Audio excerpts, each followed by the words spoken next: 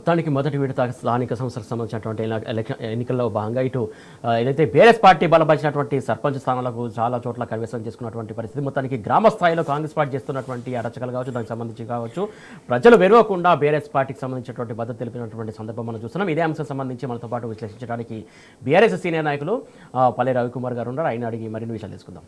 Good evening అండి. Very good evening Suresh గారు. ఏదైతే స్థానిక సంస్థలకు సంబంధించి ఎన్నికల్లో మంత్రులు ప్రచారాలు చేశారు, సీఎం ప్రచారం చేశారు, ఎమ్మెల్యే ప్రచారం చేశారు, ఎమ్మెల్యే అక్కడ బాగా వేశారు. అయినప్పటికీ కూడా ఎక్కడ కూడా స్థానికంగా ఉన్నటువంటి ఓటర్లు కావచ్చు, ప్రజలు విరవకుండా బీఆర్ఎస్ పార్టీకి పట్టం కట్టినటువంటి సందర్భాన్ని ఎలా చూడాలి? సురేష్ గారు, స్థానిక సంస్థల ఎన్నికల్లో రెండు రకాలుగా ఉంటాయి. ఒకటి, స్థానిక సంస్థల్లో పార్టీ గుర్తులతోటి జరిగేటటువంటి ఎన్నికలు ఉంటాయి. పార్టీల రహితంగా గుర్తు లేకుండా జరిగే ఎన్నికలు ఉంటాయి. పార్టీ గుర్తులతోటి ఎన్నికలు జరిగితే తెలంగాణ సమాజం, తెలంగాణ గ్రామీణ తెలంగాణ చెంప చెల్లుమనిపిస్తుందని చెప్పి ఈ 2.5 ఏళ్ల పరిపాలనకి రైతులను గోసపెట్టింది తెలంగాణ, గ్రామీణ తెలంగాణ చూసింది. సబ్బన్న వర్గాలను గోసపెట్టింది చూసింది. వాటన్నిటికీ సమాధానం ఎరువుల కోసం రైతాంగం నెలల తరబడి చెప్పులు పెట్టి తీసుకొచ్చింది. 100 మంది ఆత్మహత్యలు. వీటన్నిటికీ సమాధానంగా చెంప చెల్లుము అనిపిస్తుంది అని చెప్పి కాంగ్రెస్ పార్టీ, ముఖ్యమంత్రి రేవంత్ రెడ్డి ప్రభుత్వము జాగ్రత్త పడి ఏం చేస్తుంది, గుర్తు లేనటువంటి రాజకీయాలకు అతీతంగా జరిగేటటువంటి గ్రామ పంచాయతీ సర్పంచ్, వార్డు సభ్యుల ఎన్నికలను పెట్టి దాన్ని కూడా నిజంగా కూడా ఇప్పటివరకు నేను 30 సంవత్సరాలుగా ఒక క్రియాశీలకగా, ఒక జర్నలిస్ట్గా, ఒక ఉద్యమకారుడిగా నేను ఉన్నాను. కానీ ఏ ముఖ్యమంత్రి కూడా గ్రామ పంచాయతీ ఎన్నికల ప్రచారంలోకి పోలే. మంత్రులు కూడా పోయేది కాదు. పిలిచి మాట్లాడేటటువంటి వాళ్ళు, వాళ్ళ అభ్యర్థులు మేజర్ గ్రామ పంచాయతీ పోటీ ఎవరో ఇంత ఏమైనా చేసేది. కానీ వాళ్ళ స్వయంగా ముఖ్యమంత్రి సభ పెట్టి, మీటింగ్ పెట్టి, దానికి ఒక సందర్భాన్ని క్రియేట్ చేసి, అతి తెలివి ఉపయోగించి ఏంటి, గ్రామీణ రూరల్ ప్రాంతాల్లో పెడితే ఎలక్షన్ కోడ్ వస్తుందని ఆ పరిసరాల్లో ఉన్నటువంటి మున్సిపాలిటీల్లో ఏదో మీటింగ్ పెట్టినట్టుగా పెట్టి, అభివృద్ధి కార్యక్రమాలకు సంబంధించి మీటింగ్ పెట్టినట్టుగా పెట్టి పెద్ద గ్యాదరింగ్ అంతా చేసి, దాంట్లో చివరికి చెప్పిన మాట ఏంటంటే, ఎన్ని ముచ్చట్లు చెప్పినా కూడా చెప్పిన మాట ఏంటంటే, రేపు పంచాయతీ ఎన్నికల్లో ఇందిరమ్మ చీర కట్టుకొని పోయి కాంగ్రెస్కు ఓటేయండి అని చెప్పేసి పిచ్చి పిచ్చి మాటలు మాట్లాడాడు. అది అర్థమైంది దేనికోసం పెట్టిండో అని కూడా. ఇట్లా అయినా కూడా మంత్రులు ఎవరు ఎక్కడికక్కడ ఎంత దౌర్జన్యం, బెదిరింపులు, ఎంత అరాచకం చేసినా కూడా ఆఖరికి వీళ్ళ ఎంత అంటే నామినేషన్లు వేయకుండా ప్రలోభ పెట్టి, బెదిరించి, దౌర్జన్యం చేసి, ఆఖరి కిడ్నాపులు చేసి నల్లగొండ జిల్లాలో తిప్పర్తి మండలంలో చూసినాం. ఎల్లమ్మగూడెం ఊర్లో పోటీ చేయడానికి వస్తే మంత్రి కోమటిరెడ్డి, స్వయంగా కోమటిరెడ్డి అనుచరుడు సందీప్ రెడ్డి ఎంత దౌర్జన్యం చేసిండో చూసినాం. ఆఖరికి కిడ్నాప్ చేసి అయినా భయపడకుండా నామినేషన్ చేయడానికి సిద్ధపడితే మూత్రం తాగించి బెదిరించి చేసినా కూడా ఇలా గెలిచినా ఓడినా కూడా వాళ్ళు ఇలా ధైర్యంగా నిలబడి కొట్లాడారు. ఆ సోదరు యాదగిరి యాదవ్ అనేటటువంటి నాగమణి యాదగిరి యాదవ్ దంపతులు చేసిండ్రు. అట్లాగే ఎక్కడికక్కడ చేసినా కూడా ఏమి చేయలేకపోయింది. ఇవాళ గ్రామీణ రూరల్లో ప్రజలు, టీఆర్ఎస్ పార్టీ శ్రేణులు బలంగా నిలబడ్డాయి, ఎదుర్కొన్నాయి. ప్రజలు కూడా అట్లాగే ఆదరించిండ్రు. తెలంగాణకు శ్రీరామ రక్ష, తెలంగాణ సమాజం మేలుగోరేటటువంటి వాడు, తెలంగాణని ఎప్పటికైనా కంటికి రెప్పలాగా కాపాడుకునేది కేసీఆరే అన్నది ఇవాళ గ్రామీణ ప్రాంతాల్లో వచ్చినటువంటి తీర్పుతోటి. ఇంత దౌర్జన్యం, ఇంత అరాచకం, అంతిమంగా మాత్రం ఆ తీర్పునిచ్చిండ్రు. మొదటి సర్పంచ్, వార్డు గ్రామ పంచాయతీ మొదటి విడత ఎన్నికల్లో దాదాపు 4200 ఎన్నికలు జరిగినాయి. 4200 గ్రామ పంచాయతీలకు సుమారుగా. అందులో ఇంత దౌర్జన్యంలో కూడా టీఆర్ఎస్ పార్టీ అభ్యర్థులు దాదాపు 1650 మంది ఇవాళ ధైర్యంగా నిలబడి గెలిచిండ్రు.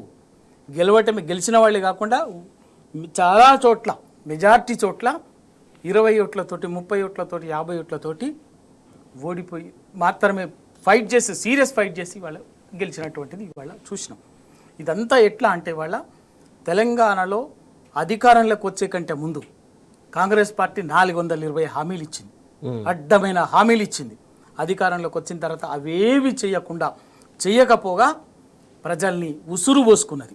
హైడ్రా పేరు మీద, మూసి పేరు మీద, నీకు ఇవాళ లగచర్లలో బంజారాల బిడ్డల భూముల పేరు మీద ఇవాళ అటువంటి అవన్నీ ఇవాళ ఎందుకు అంటే ఇవాళ ఎక్కడ అర్థం పడుతుందంటే, అర్థం చేసుకోవాల్సింది ఏంటంటే, వాస్తవంగా మొన్న జనరల్ ఎలక్షన్లో 2023 జనరల్ అసెంబ్లీ ఎన్నికల్లో దక్షిణ తెలంగాణలో మహబూబ్ నగర్, నల్గొండ, ఖమ్మం ఈ ప్రాంతంలో, రంగారెడ్డి రూరల్ ఈ ప్రాంతంలో మ్యాక్సిమంగా కాంగ్రెస్ పార్టీకి ఒక వేవ్ లాగా, ఒక టీఆర్ఎస్ పార్టీకి 1-2 సీట్లు తప్ప మ్యాక్సిమం ఇచ్చింది. వాళ్ళు అక్కడే తిరగబడ్డారు. వాళ్ళు మీరు మహబూబ్నగర్ మొదటి విడత గ్రామ పంచాయతీ ఎన్నికలు ఉమ్మడి మహబూబ్నగర్ జిల్లా ఫలితాలు చూడండి, ఉమ్మడి నల్గొండ జిల్లా ఫలితాలు చూడండి, ఖమ్మం జిల్లాలో అద్భుతంగా ఇవాళ ఎక్కడెక్కడో ఆఖరికి మదిర డిప్యూటీ సీఎం మదిర మన మల్లుబట్టి విక్రమార్క గారి నియోజకవర్గంలో కూడా ఇవాళ టీఆర్ఎస్ బ్రహ్మాండమైనటువంటి ఇలా సీట్లను గెలుచుకున్నారు.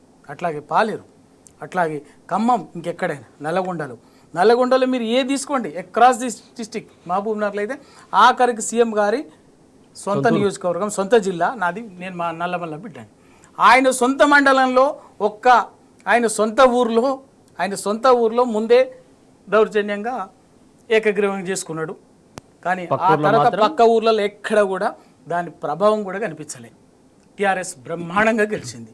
షాద్నగర్ నియోజకవర్గం కానీ, జడ్చల నియోజకవర్గం కానీ, మహబూబ్నగర్ నియోజకవర్గం కానీ మీరు ఎక్కడ తీసుకున్నా చూడండి ఇవాళ అట్లా వచ్చింది. నల్గొండ జిల్లాలో కూడా అసలు ఇక టీఆర్ఎస్ పార్టీ లేదు, పని అయిపోయిందని చెప్పి మాట్లాడి ఏది పడితే అది మాట్లాడినటువంటి వాళ్ళుగా ఇంకా పార్టీ ఉండదు, అది ఉండదు, ఇంకా అయిపోయింది, మొత్తం బొందబెట్టి విన్నాం, భూస్థాపితం చేసినాం అని చెప్పేసి మాట్లాడారు. ఇవాళ దానికి దాదాపు 34% గ్రామ అద్భుతంగా గెలుచుకున్నాం. ఇదే ఇవాళ కాంగ్రెస్ పార్టీ ఇవాళ గింత చేసి కూడా గెలుచుకోగలిగింది ఏంటంటే టీఆర్ఎస్ కంటే కొంత ఒక 5%, 6% సర్పంచులు ఎక్కువ గెలుచుకోగలిగింది, అంతే తప్ప ఇంత డబ్బుని, అధికారాన్ని, దౌర్జన్యాన్ని అన్నీ. అదే 2019లో టీఆర్ఎస్ కేసీఆర్ గారు అధికారంలో ఉన్నప్పుడు ఆల్మోస్ట్ ఇదే మొదటి విధ ఎన్నికల్లో 3700 ఎన్నికలు జరిగాయి, 3700 నియోజకవర్గాల ఎన్నికలు జరిగినాయి. దాదాపు 2600 గ్రామ పంచాయతీల్ని ఈజీగా గెలుచుకుంది. 64-65%ని గెలుచుకోగలిగింది. రైట్ అండి. రవి గారు, ప్రధానంగా ఏదైతే దక్షిణ తెలంగాణలో చూసుకున్నట్టయితే ఏదైతే మహబూబ్ నగర్ కావచ్చు, లేకుంటే నల్గొండ కావచ్చు, రంగారెడ్డి కావచ్చు, ఏదైతే మెయిన్ ఎలక్షన్స్లో వాళ్ళు గెలిచినప్పటికీ కూడా ఇప్పుడు స్థానికంగా ఈ 2 సంవత్సరాల వ్యవధిలో వాళ్ళు చేస్తున్నటువంటి అరాచకాలు కావచ్చు, అభివృద్ధి కావచ్చు శూన్యంగా ఉన్నదని చెప్పేసి ప్రజలు చెప్పకనే చెప్పారా ఈ ఎన్నికల నేపథ్యంలో? 100% అండి సురేష్ గారు. ఎందుకంటే ఏకపక్షంగా అసెంబ్లీ ఎన్నికల్లో వాళ్లకు అవకాశం ఇచ్చారు 2023లో. ఇవాళ అవకాశం ఇచ్చిన తర్వాత 2 సంవత్సరాల తర్వాత ఇవాళ మనం వెంటనే మాట్లాడతలేము. 2 సంవత్సరాల తర్వాత మాట్లాడితే ఏ ఒక్క పని కూడా చేయలేదు, ఏ ఒక్క పని. ఇవాళ పాలమూరు రంగారెడ్డి ప్రాజెక్టు 80% పూర్తయింది.